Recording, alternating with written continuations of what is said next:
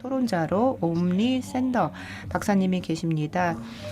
어, 텔아비브에서 에스 호로위츠 코에서 국제법을 담당을 하고 계신 파트너이자 체어이십니다. 그래서 국제법 그리고 관련 소송 전문가이시고요. 네, 그러면 이제 토론으로 넘어가 보도록 하겠습니다. 두 분의 토론자께서는 발표 내용에 대해서 코멘트 부탁드립니다.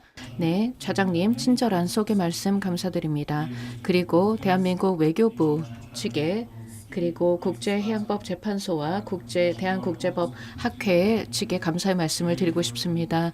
아주 유익하고 흥미로운 회의를 어제 오늘 진행하고 있습니다. 이 자리에 서게 되어 영광스럽게 생각합니다. 또한 두 분의 통찰력 있는 발표에 대해서 토론을 하게 되어 영광스럽게 생각합니다.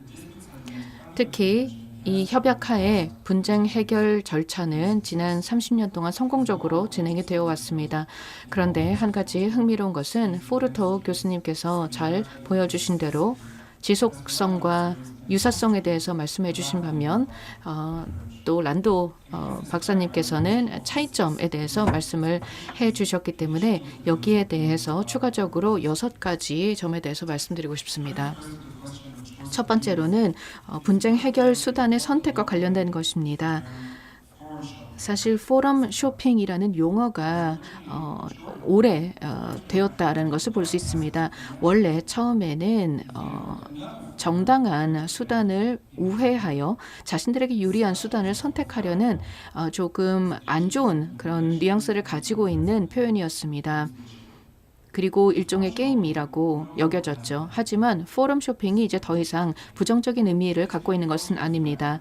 그렇게 되었던 것은 결국 근본적으로 분쟁 당사자가 자신에게 가용한 선택지들 중에서 하나를 선택하여 자신에게 유리한 전략을 짜는 것에 있어서는 근본적으로 잘못된 것이 아니라는 점 때문일 것입니다. 그리고 로엔펠트가 오랜 전에 지적한 바대로 포럼 쇼핑은 과거에는 국제 변호사들의 이 내부적인 스포츠였는데 이제는 예술의 경지에 이르렀다라고 이야기를 했습니다. 이제 국가 당사자들은 다양한 옵션을 고려하기를 희망합니다. 법원이 되었던 재판소가 되었던 자신들의 입장을 주장해줄, 지지해줄 그런 포럼을 찾는 것입니다. 그렇기 때문에 이런 의미가 많이 바뀌게 되었습니다. 그렇지만 물론 포럼 쇼핑을 남용해서는 안 될 것입니다. 두 번째로 관련된 내용은 앞서서 란도 교수님께서도 말씀해 주신 바대로 포럼 쇼핑이 가능하기 때문에 결국 신청인 뿐만 아니라 다른 국가들에게도 영향을 미치게 된다는 것입니다. 서로 다른 분쟁 해결 절차들의 경쟁으로 인해서 질적인 측면의 개선이 있었고 효율성 측면에 있어서 절차의 개선이 있었다는 점을 말씀을 드리고 싶습니다. 그렇기 때문에 포럼 쇼핑을 통해서 국제적인 전반적인 사법 제도가 개선이 되었다는 것을 볼 수가 있습니다. 그래서 웅클로스 자체가 이러한 선택을 애초에 설계한 것이 아닐까 생각을 합니다. 세 번째로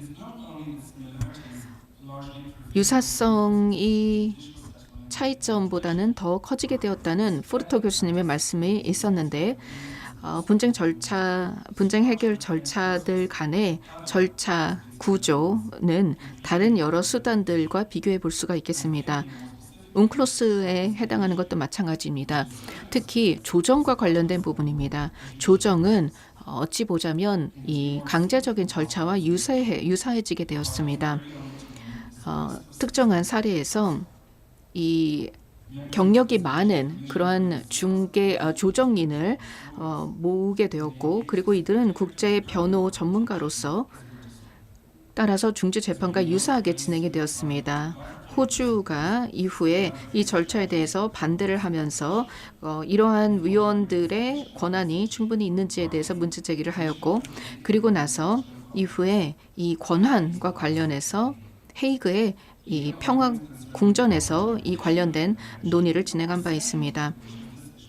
왜냐하면 이런 조정에 있어서는 조정인이 누구로 구성이 되는가가 굉장히 중요하기 때문입니다. 그리고 이는 경계 확정에도 이후에 영향을 미치게 되었습니다. 이 프로세스가 성공적으로 진행이 되었지만 좀 더 비적대적이고 유연한 그러한 비공식적인 절차로 발전하게 되었습니다.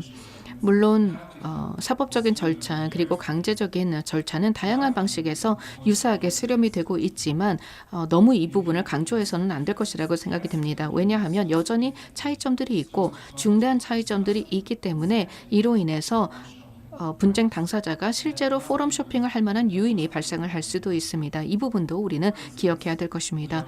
예를 들어서 중재와 관련하여 이 중재와 관련된 절차법을 채택하게 되는데 이에 따라서 예비적인 반대를 할 수 없는 그런 상황이 발생을 할 수도 있습니다. 하지만 이틀로스나 ICJ의 경우에는 규칙이 마련이 되어 있기 때문에 결국 별도의 단계에서 이의를 제기할 수 있도록 되어 있습니다. 이러한 차이는 중대한 차이가 될 수 있습니다. 차고스 보호구역과 관련된 사례에서 보면 중재재판소가 별도의 예비적인 단계를 갖지 않기로 했습니다. 두바이에서 심리가 있었습니다. 이후에 영국은 자신들의 온전한 주권을 주장하면서 이 이슈 자체가 재판소의 권한을 벗어나는 것이었음에도 불구하고 이 주장을 해야만 했습니다. 이러한 사례들을 살펴보면은 이러한 차이점들이 있기 때문에 결국은 여러 결과로 이어지게 되었다는 것을 볼 수 있습니다. 코트디부아 사례도 그러합니다. 이틀로스의 회부를 하면서 사법에 혹은 어떠한 이의가 있을 때에는 이는 이 본안 사건과 함께 다루어져야 된다라고 주장을 했습니다. 이렇게 함으로써 자동적으로 본안 사건을 다루는 데 있어서 재판소의 절차로 인한 불리한 상황을 예방하고자 했습니다. 그리고 일부 국가에서는 기존의 UN 헌장의 94조가 실제로 활용이 제대로 되지 못했지만 이 조항을 지지하는 국가들도 있을 것입니다. 어제 언급이 되었던 바대로 그리고 여러 수정이 있었던 것처럼 하나의 포럼에서 어떠한 선례가 있게 되면은 다른 재판소나 다른 법원에서 이러한 판례를 따르기보다는 자신들만의 선례를 남기고자 하는 경향이 있을 수도 있겠습니다. 그리고 국가 당사자가 영향력을 행사하는 데 있어서 중재재판소의 상황은 좀 더 복잡해질 수가 있습니다. 그러한 간섭이라는 것이 상당히 애매하고 또 복잡할 수 있기 때문입니다. 오늘날에는 좀 흔하게 여겨질 수도 있겠지만 이러한 상황에서는 중재재판소가 더 매력적일 수 있습니다. 그리고 어떤 심리 자체도 중재재판소에서는 좀 다르게 진행이 됩니다. 중재사건에서는 항상 그런 것이 아니고 가능한 정말 많은 질문을 하고 즉각적인 해답을 원합니다. 중재를 진행하면서 특히 이는 상당한 영향을 줄 수 있습니다. 어떻게 자기 주장을 펼치는지에 영향을 미칠 것이고 그리고 그 주장이 어떻게 받아들여지는지에 영향을 줄 수 있습니다. 그뿐만 아니라 더 포괄적인 고려 사항이 영향을 미쳐서 포럼 쇼핑을 하게 될 수도 있습니다. 미국에서 진행이 된 몇 년 전의 실증 연구에 따르면 예를 들어서 그 결과를 보면 국내 법적인 체제와 다시 말해 대륙법인지 관습법인지에 따라서 이것이 제15부의 분쟁 해결 조치의 선택에 영향을 미칠 수 있다. 상관관계가 있다라는 것을 보여준 바가 있습니다. 그러니까 이와 관련된 관계도 있고 그리고 다섯 번째로는 권고적 의견 관련된 말씀을 드리겠습니다. 포르토 교수님께서 말씀해 주신 바대로 오늘날 권고적 의견 절차는 이 선택할 수 있는 수단에 포함이 되어야 하고 이는 포럼 쇼핑 전략에 포함이 되어야 한다라고 저도 생각을 합니다. 분쟁이 발생하는 그런 상황에서 일종의 연성의 소송이 되는 것이고 그렇기 때문에 권고적 의견이라는 이런 방식을 사용을 함으로써 이 관할권의 합의와 관련된 자신들에게 유리한 그런 의견을 이끌어내기 위한 과정으로 활용이 될 수 있습니다. 차고스의 권고적 의견 그리고 이틀로스의 특별 재판소에서 모리셔스 몰디브 사례에서 판결을 내린 것처럼 권고적 의견이 구속력을 가지는 것은 아니지만 사법적인 결론을 내림에 있어서 법적인 영향을 발휘할 수 있습니다. 또 절차와 관련해서 권고적 의견은 이러한 옵션을 다양한 방식으로 고려할 수 있습니다. 그리고 몇 가지 이점이 있습니다. 첫 번째로는 어떠한 당사국 간의 어떤 힘의 불균형을 수정해 줄 수 있습니다. 분쟁 당사국들뿐만 아니라 당사국 이외의 행동 어떤 주체들에 대해서 포르토 교수님께서 말씀을 해주신 바대로 재판소 혹은 법원에서 이러한 사항을 다루는 것보다 권고적 의견을 통해서 더 많은 이해관계자들에게 영향을 미칠 수 있습니다. 그리고 권고적 의견 절차는 분쟁보다는 비용이 더 적게 될 것입니다. 그리고 사실관계를 증명하는 부담 또한 피할 수 있습니다.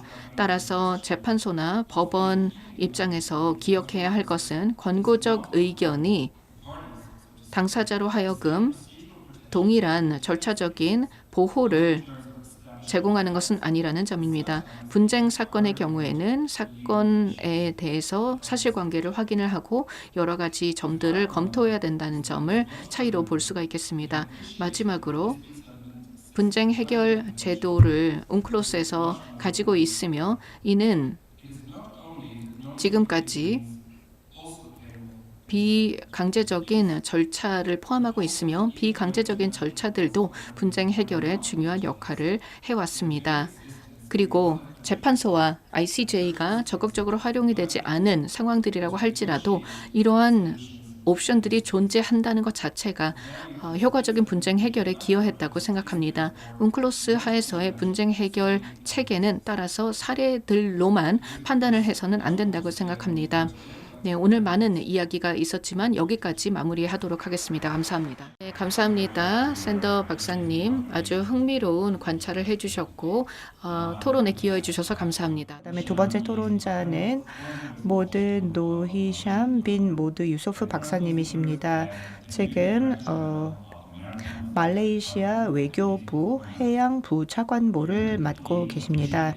오늘 이 자리를 빛내주셔서 너무나 감사드립니다. 왜냐하면 동남아시아에서의 중요한 관점을 제시해 줄 것이기 때문입니다. 지금 해양법 관련해서 많은 그러한 발전 사항이 이 동남아 해역에 있습니다. 노이샴 박사님 말씀해 주시기 바랍니다. 네, 황준식 좌장님 간단히 소개 말씀해 주셔서 감사합니다. 마지막 세션에서 마지막 토론을 하게 되었습니다.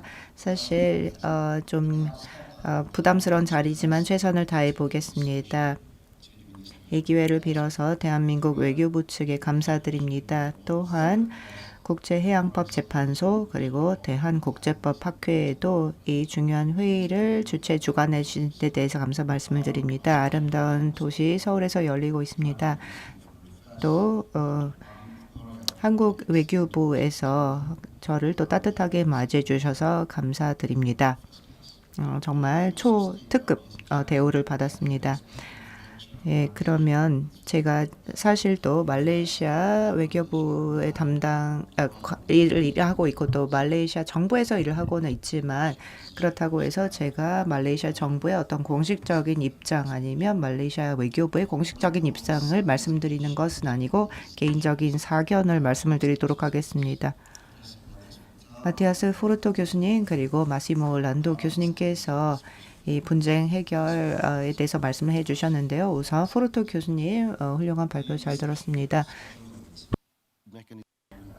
웅클로스의 분쟁 해결 메커니즘은 야심찬 노력이었고 그리고 포괄적으로 국제 해양 분쟁을 해결하는 데 기여하고자 했습니다. 특히 외교적인 수단까지 포함이 되어 있고 협상이라든지 협의, 교섭도 포함이 되어 있습니다. 이런 방식을 통해서 분쟁을 평화적으로 해결할 수 있다는 것도 인정하고 있습니다. 그리고 제15부에서는 분쟁 해결을 정치적인 채널을 통해서 먼저 시도하고 그 이후에 그것이 안 될 경우에 강제 절차로 넘어가게 된다라고 언급하고 있습니다. 그래서 이 웅클로스의 해석과 또 적용과 관련된 분쟁에 있어서 각자 먼저 노력을 해야 된다는 점을 밝히고 있습니다.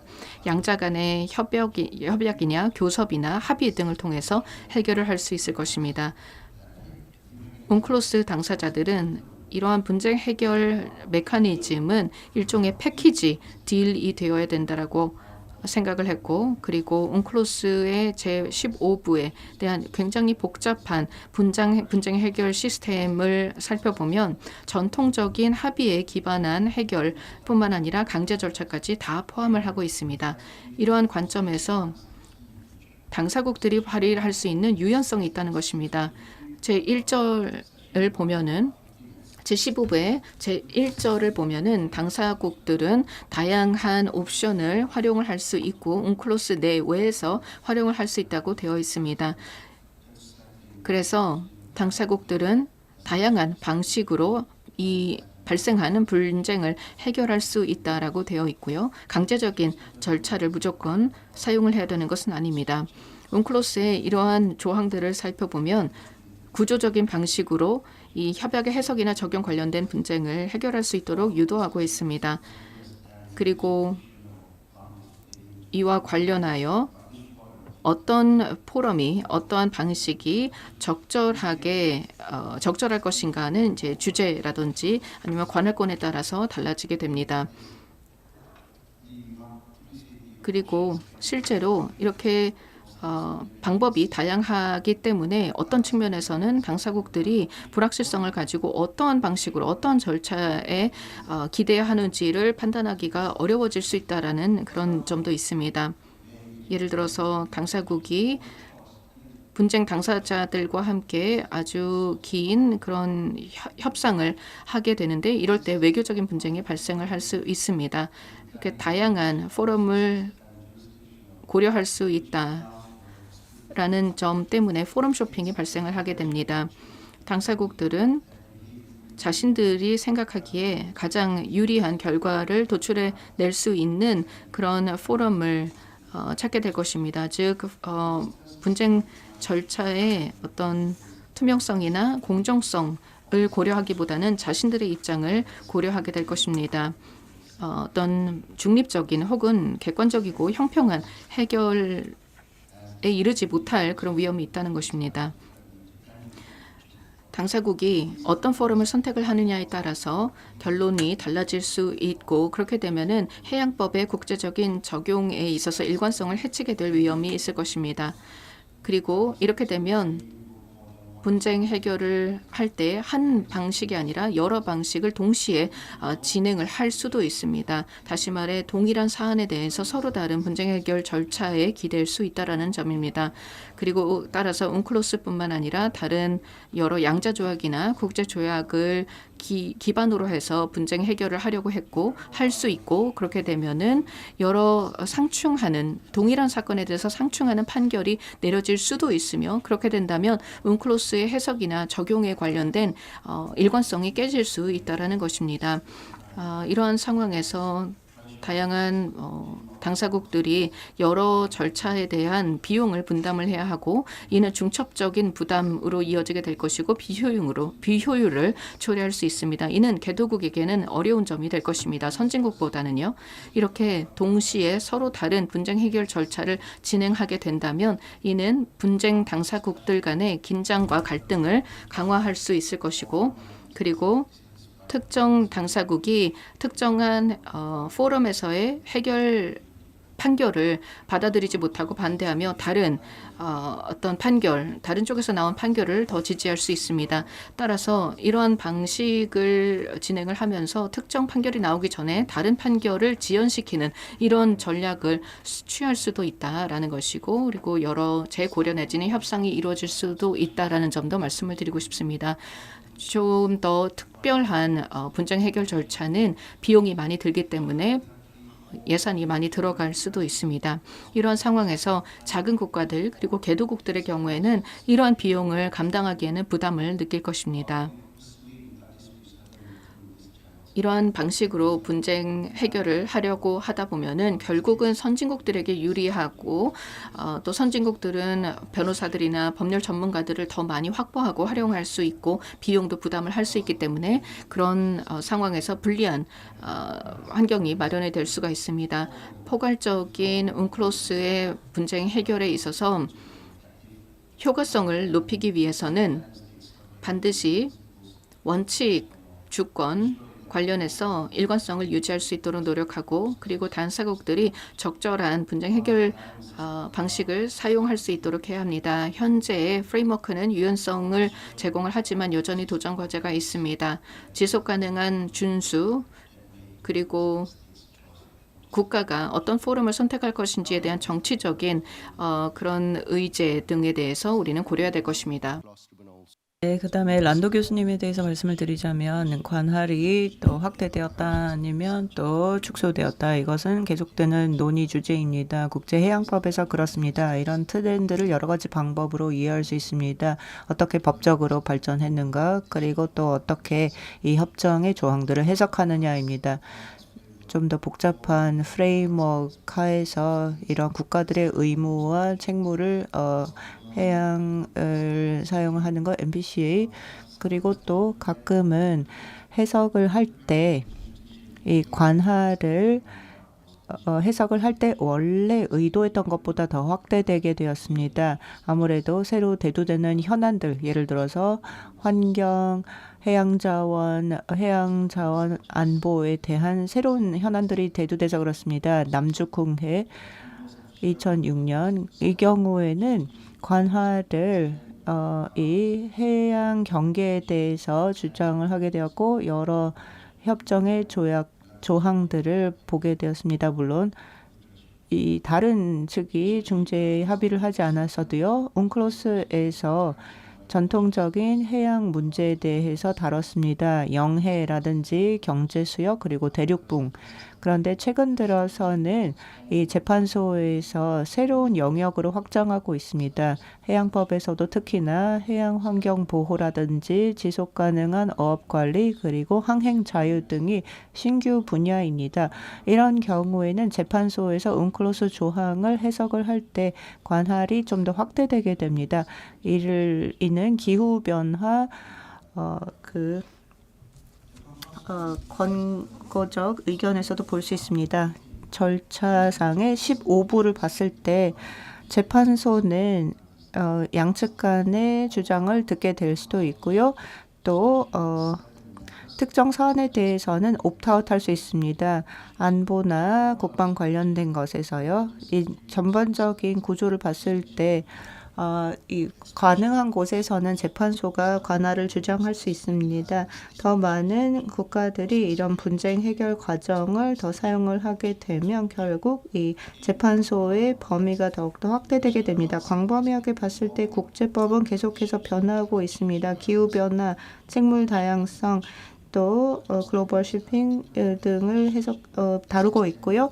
그래서 관할을 확대해서 이런 신규 현안들을 다루게 되었습니다. 케이스 트렌드를 봤을 때 재판소들은 더 많은 관할을 주장합니다. 그래서 이 해양 챌린저에 대응하기 위해서 노력을 하고 있습니다. 그런데 관할의 확대 범위에 대해서 주장을 하는 경우 이에 대한 균형을 잘 이뤄야 한다. 그리고 주권도 존중을 해야 한다. 그리고 국제재판소에서는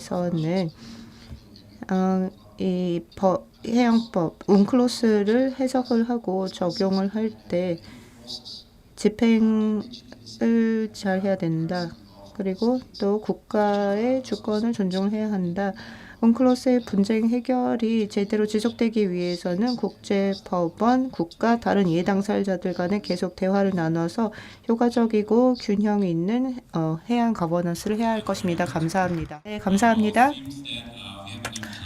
네, 시간이 충분한 것 같습니다. 저희가 청중분들로부터 질문을 받기 전에 일단 두 분의 학자가 또 챌린징한 견해를 제시를 하셨습니다. 그런데 또 이제 정부 관료 또 변호사분들은 어떻게 하면 이제 의뢰인 아니면 의뢰인을 대표하시는 분들이라서 이 유의미한 그리고 통찰력 있는 발표가 굉장히 흥미롭다라고 생각을 하는데 이제 청중분들로부터 질문을 받도록 하겠습니다. 네, 대단히 감사합니다. 패널분들 아주 흥미로운 의견 주셔서 감사합니다. 몇 가지 의견 드리고 질문 드리도록 하겠습니다. 첫 번째로는 포르토 교수님 아시겠지만 프랑스 대표단이 제15부를 작성을 할 때 아주 강력한 입장을 표현을 했고 또 상설 재판을 지지하였으며 중재에 대해서는 반대를 했습니다. 당시 프랑스 대표단은 미리 결정된 그런 구성에 대한 말씀을 해주셨는데요. 포르토 교수님이 이에 대해서 어떻게 생각하시는지 궁금합니다.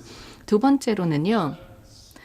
말씀해 주신 대로 현재 ICJ와 이틀로스의 판결 그리고 또 여러 내용들이 수렴이 되고 있다라고 하셨고 그리고 또한 잠정 조치에 따른 여러 결정들도 수렴이 되는 것을 볼 수 있습니다. 제15부에 나와 있는 그런 절차에 따라서 진행이 되고 그리고 물론 일부의 어떤 내용들은 구속력이 부족하기 때문에 이에 대한 보완도 필요할 것 같습니다. 제가 질문드리고 싶은 것은 미국 대표단이 이 강제적인 분쟁 해결 절차에 대해서 주장을 했고 이들의 주장이 받아들여졌습니다. 이 설득 과정에서 소련과 중국과 같은 이런 국가들이 물론 당시에는 반대를 했지만 효과는 없었습니다.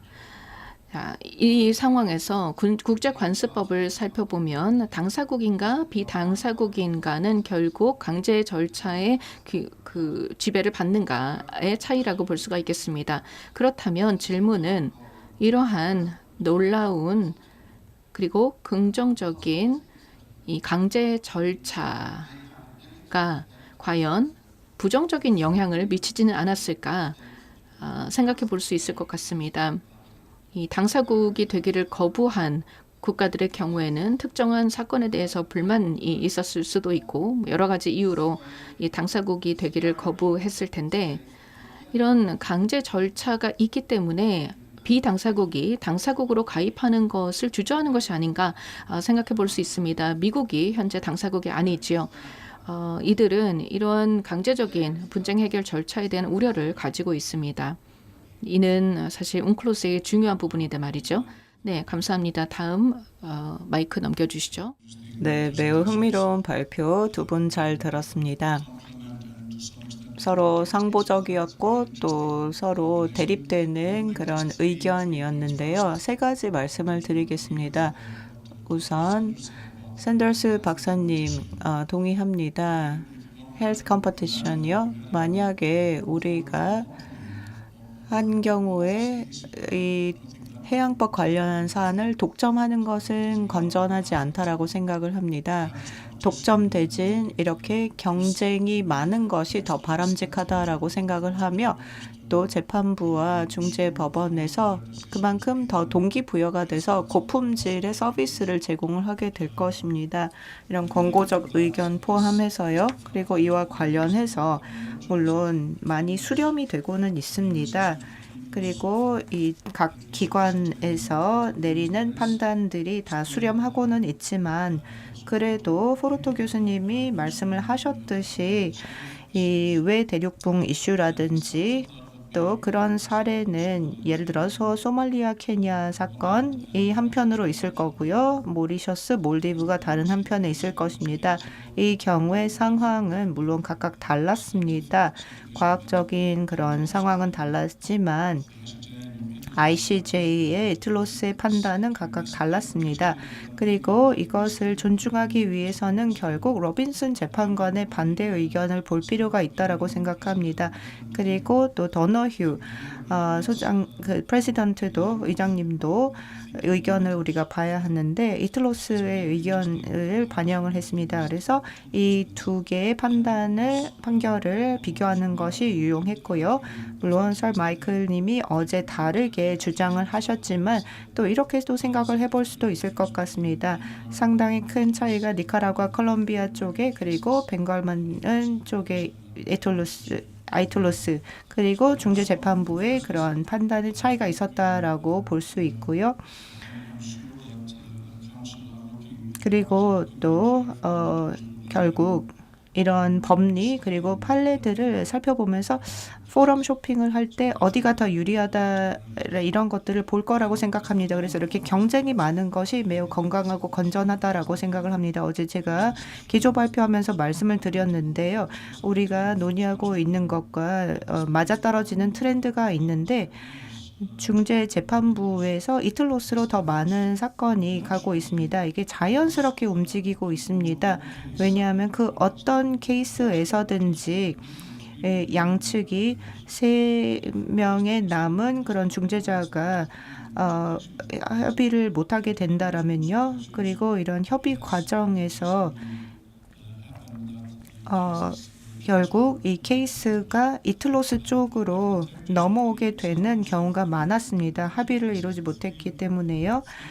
3개의 이틀로스 케이스 같은 경우에 이런 식으로 우리 쪽으로 넘어오게 되었습니다. 방글라데시, 미얀마는 전체 플래너리 트리뷰널로 가게 되었습니다. 방글라데시, 미얀마는 모든 그런 재판관들이 다 플래너리로 하게 되었고요. 코트디부아르는 5명의 재판관이 결정을 내렸습니다. 그래서 아마도 그 구성은 아마 같았을 것입니다.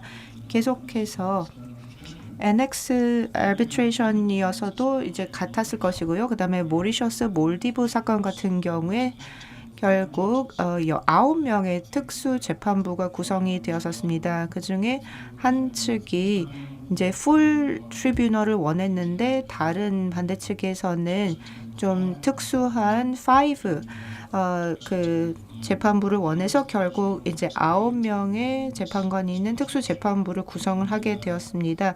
굉장히 유연하게 갈 수 있습니다. 이 부속서 5 아니면 풀 아니면 또 중간지대 이렇게 여러 가지 옵션이 다양합니다. 그래서 양측의 니즈에 부합하는 여러 모델이 가능합니다. 지금 두 분의 훌륭한 전문가 분들의 질문을 받았다고 해서 너무 부담을 가지실 필요는 없고요. 어떠한 질문이나 의견도 좋으니까 편하게 말씀해 주시면 좋을 것 같습니다. 한두 개 질문 내지 의견을 더 받을 시간이 있습니다. 네, 또 다른 전문가분이 손을 드셨는데요. 네, 대단히 감사합니다. 저는 말씀해 주신 대로 수렴이 이루어지고 있다라는 점에 동의합니다. 다양한 분쟁 해결 메커니즘과 수단 간의 수렴이 이루어지고 있다는 점, 그리고 또한 특히 강제 절차 관련해서 사법적인 결론들은 수렴하고 있다는 것은 인정을 합니다. 그런데 이 국가의 실제 관행에 있어서는 수렴이 이루어지고 있는가의 질문이 있습니다. 국가들이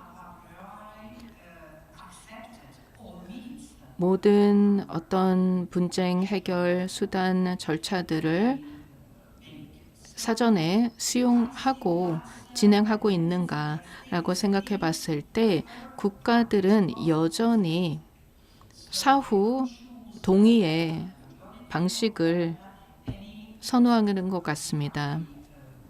그러니까 당사국들이 만약에 자체적인 협의를 하지 못하면 제칠 부속에 따라서 중재 재판을 진행하게 되고 그 분쟁을 하게 되면 그 이후에 재판소나 아니면 다른 여러 메커니즘 쪽으로 이동을 하는 경향이 있는가라고 했을 때 어떤 방식으로 분쟁을 해결할 것인가에 대해서 먼저 사전에 결정하는 것이 아니라 반대로 사후에 고려하는 그런 경향으로 나타나고 있는 것 같습니다. 혹시 꼭 하고 싶은 질문이 있으시면 하나만 더 받도록 하겠습니다. 저쪽에 있는 여성분이요. 네, 저에게 기회를 주셔서 너무나 감사드립니다. 또 매우 유익한 발표 토론을 해주셔서 감사드립니다. 질문을 드리겠습니다. 웅클로스의 미래 그리고 분쟁 해결 절차의 미래에 대해서 질문이 있습니다. 저희 컨퍼런스 부제가 과거, 현재, 미래이잖아요. 유엔 해양법 협약의 미래에 대해서 생각을 했을 때 과학적, 기술적인 발전이 떠올랐습니다. 어제 저희가 해상 풍력 발전, 해저 케이블 이야기를 했습니다. 결국 과학 기술 진보의 결과물입니다. 이게 웅클로스의 이행에 어떤 영향을 미치는가를 생각을 해봤는데요. 질문은 이겁니다. 혹시나 이러한 과학 및 기술 발전이 제15부에 영향을 미칠 가능성이 있나요? 네, 자기소개는 안 하시는데 외교부에서 오신 분인 것 같습니다. 네, 포르토 교수님. 모든 질문 다 감사드립니다. 저는 하나의 답변을 통해서 질문들을 답을 해보도록 하겠습니다. 1982년에 프랑스가 왜 그렇게 했는가에 대한 것입니다. 프랑스의 경우에는 아마도 제15부를 정적인 것으로 생각하지 않고 움직이는 것으로 생각해 보아야 할 것입니다. 지금은 그렇지 않지만 1982년에 상설재판부에 대해서 프랑스는 반대할 수밖에 없었습니다만 이후에는 그런 문제가 사라지게 되었습니다. 따라서 정적인 것으로 보는 것이 아니라 동적인 그런 관점으로 우리가 제15부를 바라봐야 된다고 생각합니다. 마찬가지로 경쟁은 좋다고 저도 생각을 합니다. 경쟁은 강력한 인센티브로서 더 많은 수렴을 유도하게 됩니다. 특히 여러 법적 구속력을 가진 결론에 대해서는 그렇습니다. 하지만 예비적인 반대 의견을 제출하는 기간과 관련해서 이틀로스와 ICJ 간의 차이가 있었지만 이후에 수렴이 되었습니다. 따라서 절차상의 차이도 이렇게 조정이 된 것을 볼 수가 있습니다. 그런 의미에서 경쟁은 긍정적입니다. 이와 동시에 우리가 고려해야 할 것은 각각의 법원과 재판소는 자신들만의 변하지 않는 판례법들을 가지고 있다는 것입니다. 케냐 소말리아 사례를 생각을 해보면 이 건에 대해서는 일반적인 법원의 관행과 케냐 소말리아 판결 간의 차이가 과거 이틀로스 ICJ의 차이보다 더 컸다고 생각합니다. 케냐 소말리아 건의 경우는 그렇기 때문에 ICJ 입장에서는 굉장히 예외적인 판결이라고 볼 수가 있습니다.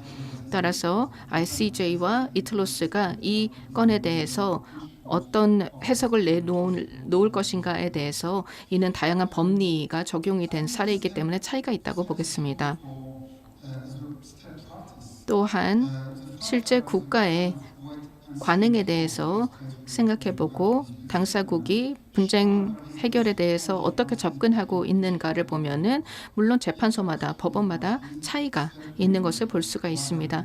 그리고 처음부터 선택을 하는 것이 아니라 당사국들 입장에서 어떤 방식이 더 특정한 사건에 적합할 것인가를 판단하는 것을 과정을 거쳐서 하게 된다는 것이죠. 그래서 이런 역동성이라는 부분이 더 영향을 미치게 될 것입니다. 즉 수렴이라고 하지만 완전히 동일해지는 것이 아니라 다이내믹하게 서로 영향을 주게 될 것입니다.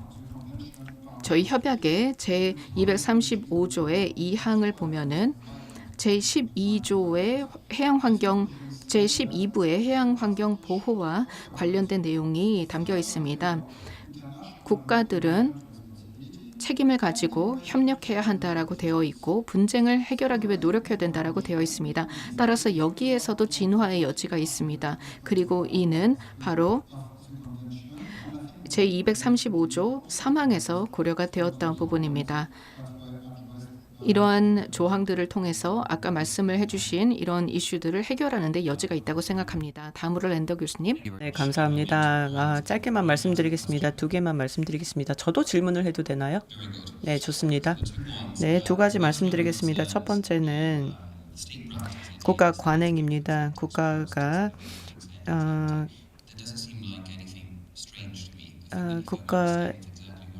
국가로서 최대한 통제권을 가지려고 할 것입니다.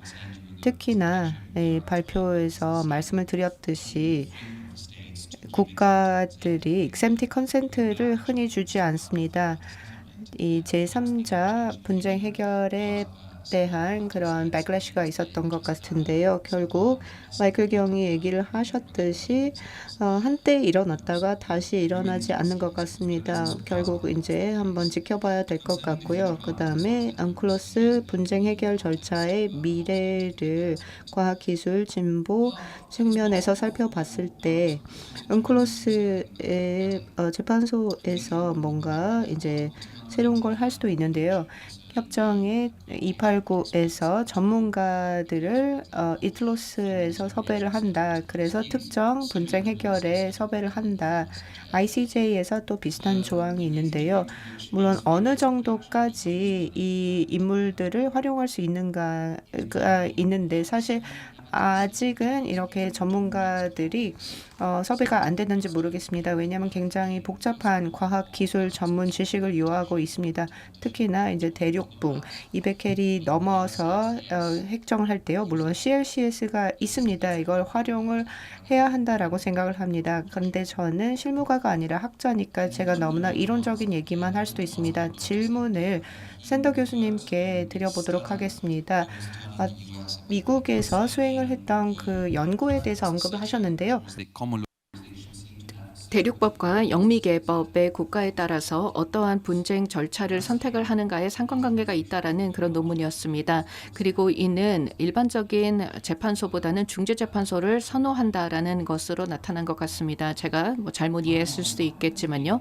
하지만 만약에 중재재판소가 이 대륙법 관련된 중재관들로만 구성이 된다면 과연 그것을 선호할 것인가라는 질문에 대해서 생각을 해보게 되었습니다. 감사합니다. 네, 감사합니다. 다음 답을 해주시죠.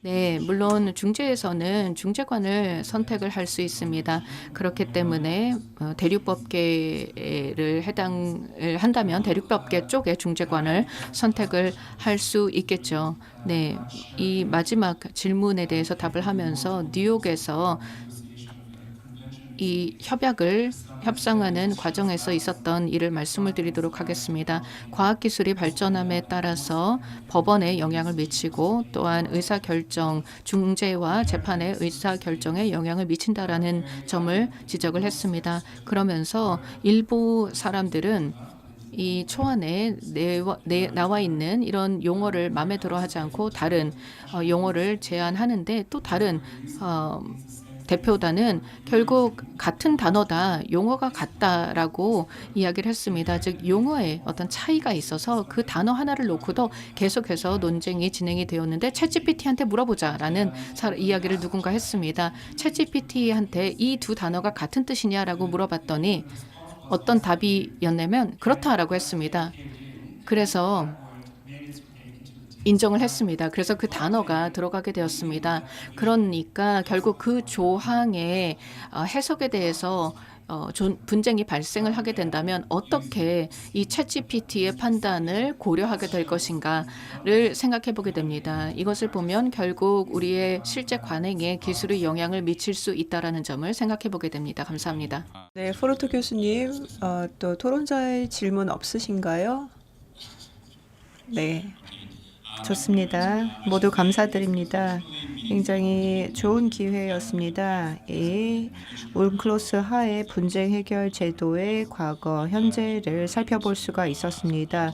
그리고 다층적이고 또 미묘한 그런 시사점을 볼 수 있었습니다. 토론자분들, 발표자분들께 훌륭한 발표, 발언, 토론 감사드립니다. 이것으로서 제5세션을 마무리하도록 하겠습니다. 우리 컨퍼런스를 마치고 또 인사드리기 전에 이번 컨퍼런스의 마지막 세션에서 간단하게 한국 정부를 대표해서 폐회 인사를 드리도록 하겠습니다. 기대했듯이 우리가 지난 이틀 동안 굉장히 훌륭한 전문적인 지식과 통찰을 얻을 수 있었습니다. 그리고 또 웅클로스와 관련해서 주요한 이슈를 이 법률적으로 담론을 나누는 데 있어서 큰 의미 있는 흔적을 남겼다라고 생각을 합니다. 82년, 94년에 그 분쟁 해결 더 그때는 더 관련성이 있었고 지금도 더 관련성이 있었는데요. 각 연사들의 관점과 접근법을 봤을 때 우리가 합의를 이루었다라고 생각을 하고요. 30년 된 법적 체제를 더욱더 강화할 필요가 있다라는 것을 느끼게 되었습니다. 그만큼 웅클로스는 살아있는 문서다라는 것을 새 동의를 합니다. 다른 분들은 이제 이게 해양법의 헌법이다라는 것을 지양해서 그 표현을 쓰진 않겠습니다. 이번 한국에는 큰 회의였는데요. 저희는 인접국과 굉장히 복잡한 그런 해양 관계를 나누고 있습니다.